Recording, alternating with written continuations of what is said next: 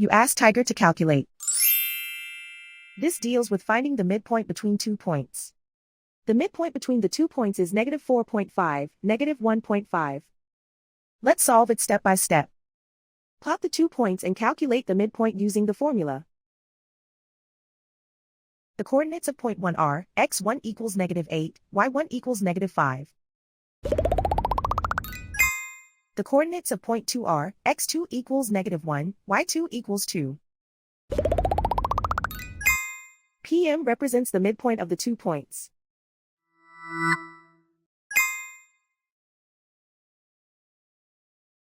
Use the x values in the midpoint formula to find the midpoints x. x1 equals -8. x2 equals -1. Simplify the arithmetic.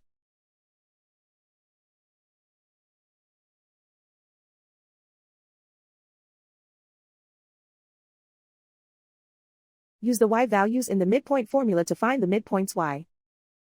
y1 equals -5.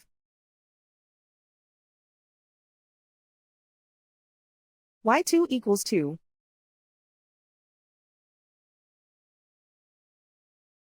Simplify the arithmetic.